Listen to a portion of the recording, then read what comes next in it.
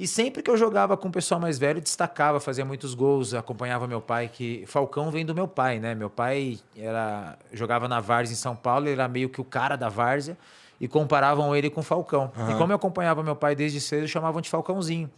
E com 9, 10 anos, meu pai começou a me colocar para jogar com os adultos. E eu sempre fazendo uma diferença muito grande. Aí com 12 anos, um amigo do meu pai tinha um filho que era federado no Guapira, aqui no Jaçanã.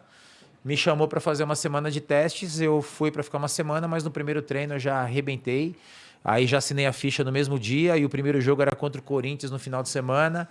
Aí perdemos de 2-1, eu fiz o gol e joguei muito aquele jogo. O Corinthians me monitorou durante aquele ano.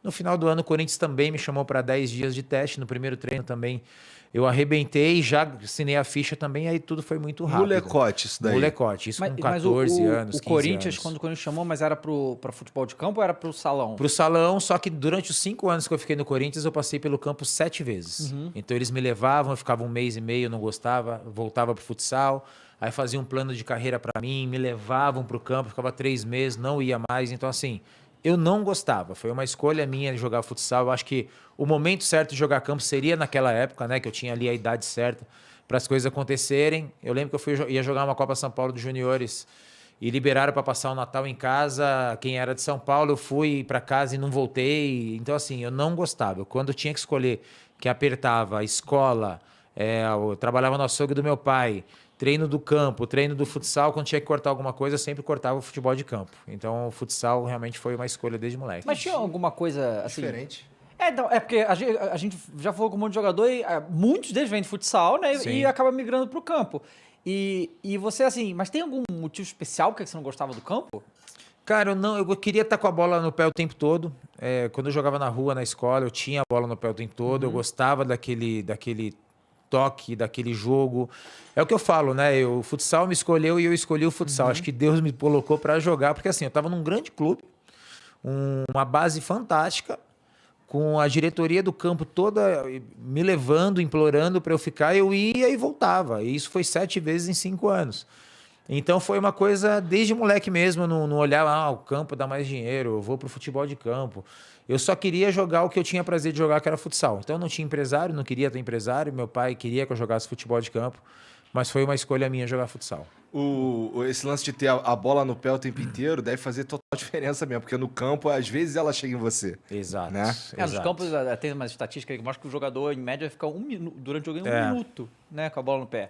Tanto que os eventos hoje, cada vez mais, hoje que eu faço evento no mundo inteiro, tá sendo ou quadra de futsal ou campo society com a arquibancada em volta. Porque os ex-jogadores, eu fiz agora um evento mesmo em Dubai, mês passado, que fez eu, Figo, Ronaldinho, Kaká, John Terry, Okocha, Eto'o, Materazzi, Snyder, Cacilhas, e foi num campo reduzido. E os jogadores estão tendo mais prazer para isso, porque eles tocam na bola toda hora e o público que vai assistir vê o ídolo dele tocar na bola toda hora. Então fiz Israel agora 1 mês e meio atrás com o Ronaldinho. Fizemos 2 eventos lá e a galera tá a 3, 4 metros do jogador e o jogador toda hora tá pegando a bola. Quem vai ver o Ronaldinho quer ver o Ronaldinho com a bola no pé toda hora. E às vezes você fica 90 minutos para ver ele pegar na bola 5, 6 vezes e às vezes não já tem que tocar a bola, aí demora para receber de novo. Então hoje os eventos relacionados a futsal ou campo reduzido estão com um sucesso muito grande e cada vez aumentando mais. O jogador de futsal, ele é necessariamente, posso estar falando merda, mas ele é necessariamente mais habilidoso também que o jogador de futebol de campo, não é? Tem mais espaço. Total. Né? Porque assim, Igão, você pega um menino de 12 anos que é grande e forte, ele é um zagueiro no campo, porque ele ser grande e ele ser forte faz a diferença. Então, se ele jogar no campo e ele der 10 chutão para frente, ele é um jogador de campo. Se você pegar o mesmo menino de 12 anos, grande e forte, e colocar no futsal, se ele não tiver todos os detalhes, todos os encaixes de passe, de marcação, de chute, porque no campo você erra um passe, tem mais 10 para marcar. No futsal você tem que desarmar e criar a jogada de ataque. Você tem que receber a bola e tocar. Só que em 1 minuto você recebe a bola 5, 6 vezes. Porque só tem 4 para tocar no espaço de 35 metros. Então, naturalmente, você está treinando o seu desenvolvimento para melhorar o seu passe. Então, se você tem essa criação do mesmo menino nos dois, ele vai ser grande e forte, mas com um bom passe, com uma boa qualidade de desarmar, com uma boa qualidade de sair jogando. E ele não vai ser só grande e forte. Por isso que tem muito jogador que chega com 18, 19 anos, que iguala o tamanho, que aquele grande e forte já não faz diferença. O cara não dá certo, porque ele não tem os fundamentos. Aham. E isso faz muita diferença. Os fundamentos do futsal você aprendeu lá no Corinthians, então? Comecei no Guapira aqui, já jogava futsal na escola, com meu pai, nos lugares que eu ia, mas a minha trajetória de crescimento foi do Guapira pro Corinthians. A habilidade nasceu contigo, cara? Habilidade é dom.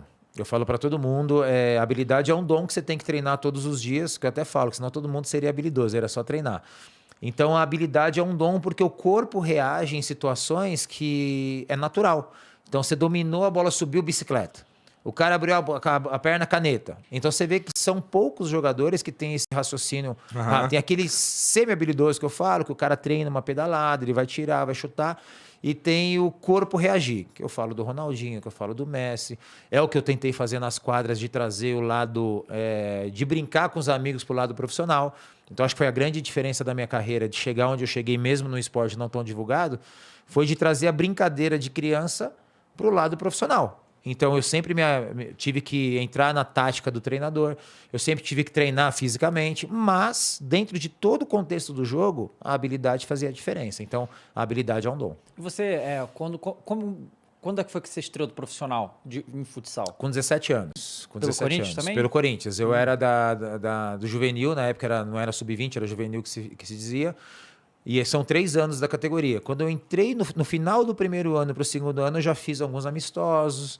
Quando começou o segundo ano de juvenil, eu já comecei alguns jogos, comecei a entrar. Quando chegou no final do ano, no outro ano no juvenil, eu só ia para os jogos importantes. Eu já fazia parte da equipe principal.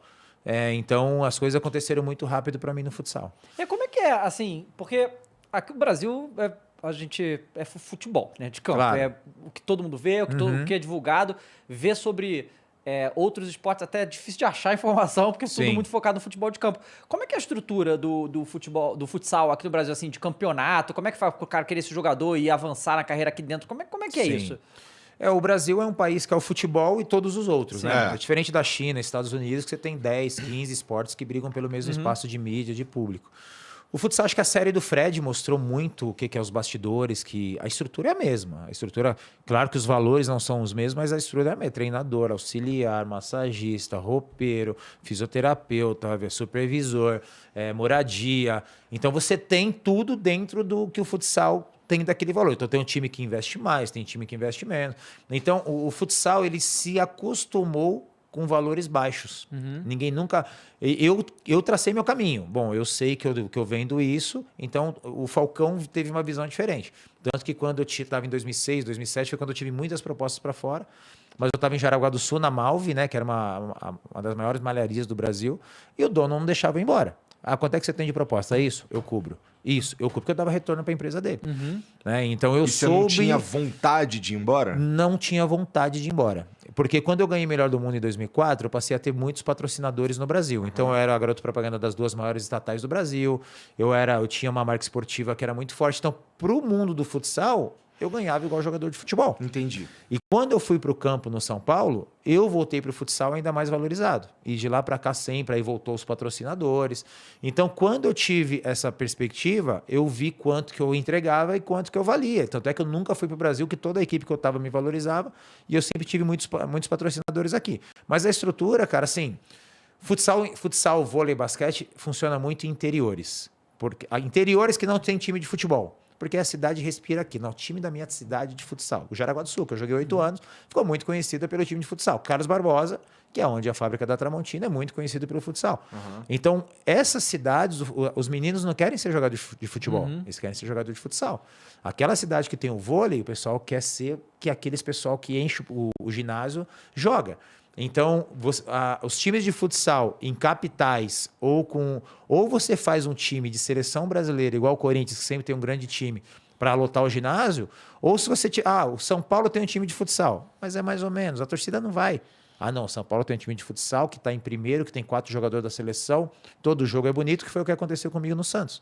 Então teve domingo que dava o mesmo público no ginásio que dava na Vila Belmiro. Porra, fudido. Nossa. Então, porque a gente tinha um timaço. Então o cara ia lá, o cara se divertia, o cara via um baita time, a gente passava na televisão toda hora. Então os interiores do Brasil, principalmente Sudeste para cá, porque aí Nordeste fica muito caro, passagem, hospedagem, aí não segura a onda.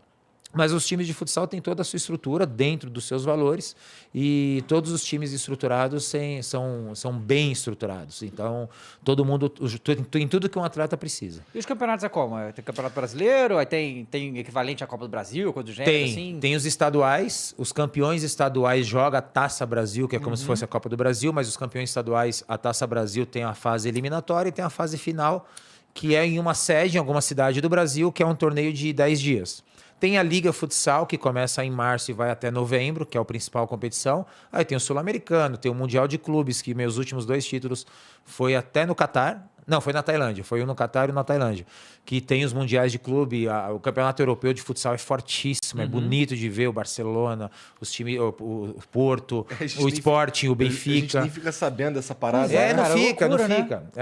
É o que eu falo que é um grande problema do futsal no Brasil, porque o jogador, por exemplo, o Ferrão, que é um jogador da seleção brasileira, que joga no Barcelona e ganhou 2, 3 vezes melhor do mundo. Ninguém sabe.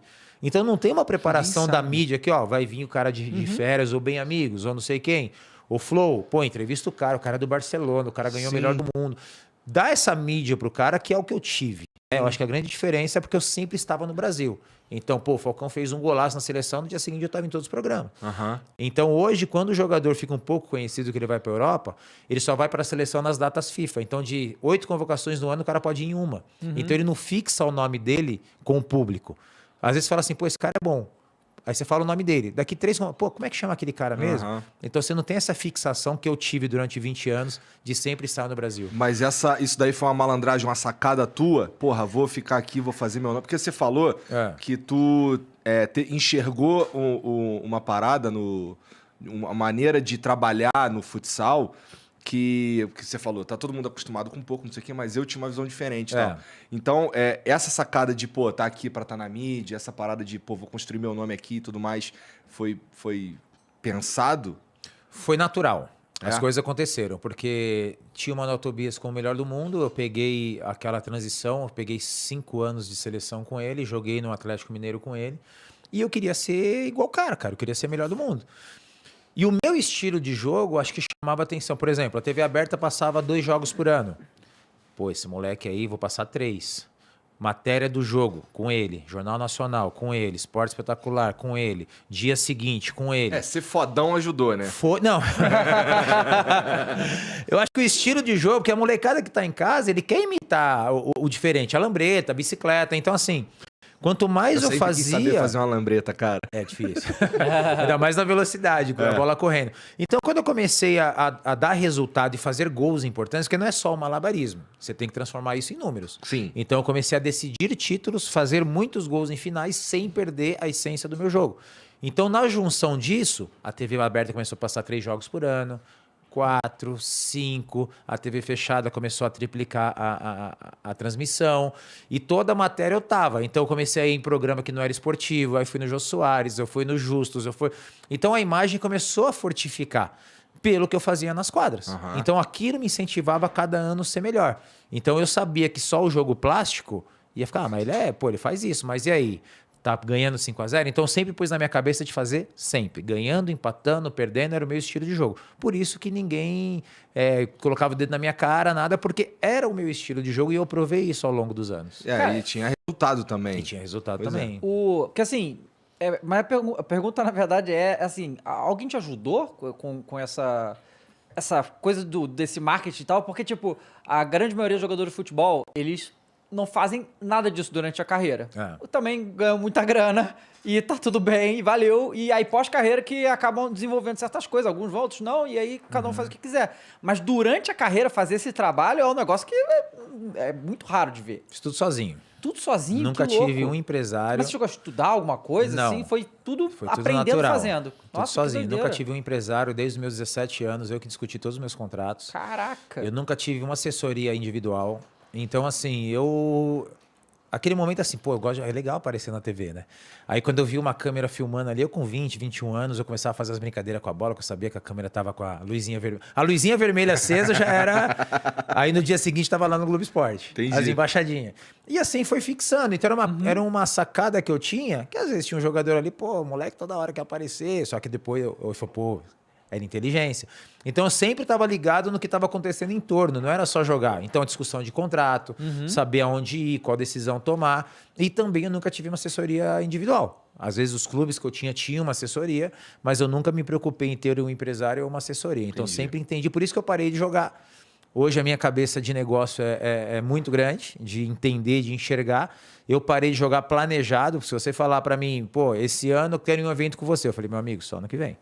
Eu não tenho mais data, não tenho mais nada. Então, isso tudo planejado. Eu fico ali marcando a minha agenda, fazendo tudo. Então, para mim, é um passatempo até que eu prefiro hoje, estar então. comigo. Até hoje. Até hoje. Entendi. Até hoje sou eu que faço. Entendi. Pô, mas eu imagino que no começo, conhecer o teu próprio valor foi um desafio também, não foi? Tu deve ter fechado uns contratos esquisitos, não fechou não no começo? Com questão certeza. de, sei lá, pô, eu acho que aqui podia ter sido melhor e tal, depois que tu vê. Sem dúvida. Porque... Nos primeiros anos, principalmente. Depois de um certo tempo, principalmente quando eu voltei do São Paulo, que possivelmente a gente vai passar por esse assunto. Quando eu voltei do São Paulo, eu consegui enxergar a dimensão. Porque assim, eu sem jogar no São Paulo, a minha camisa foi a mais vendida. Pô, dava muita mídia. Aí as marcas começaram a me procurar e mesmo voltando para as quadras, porque assim, pouca gente sabe, mas 70% da venda de uma marca esportiva é produto de futsal. Porque o moleque compra para ir para rua, para escola, para passear no shopping. A chuteira o moleque compra, ele vai comprar, não vai estragar a chuteira no gramado, é muito difícil. Ele vai comprar outra quando não caber mais. E aquela que não vai caber mais vai durar até não caber mais de novo. E o tênis de futsal, o moleque joga na rua, joga na escola, vai pro shopping. Então o giro é muito grande. Foi quando as marcas começaram quando eu comecei a ter competição das marcas, eu comecei a entender os valores. Cansei de ir pra escola de chuteira então, também. Todo mundo. Você ia pro shopping, vai passear com os amigos. Ah, mãe, pô, esse tênis não combina, não, mãe, eu quero ir com esse. E vai. Então é isso. A galera usava pra caralho. Tinha uns Kelme que a galera usava na minha época e tal, uns coloridão. Chegou bombando. Então eu comecei a entender, porra, mas eu pedia tanto e os caras estão oferecendo tanto, né? Então eu comecei a ter uma percepção de valores, de quanto a minha imagem entregava. Quando eu tive proposta para ir para a Europa, que os times daqui do Brasil me seguravam, então eu comecei a entender que a minha marca não era só o jogador Falcão, era uma marca que dava retorno também para aquela empresa que eu estava representando. Então eu comecei a ter essa percepção e cada ano mais eu fui entendendo e melhorando os valores. Entendi.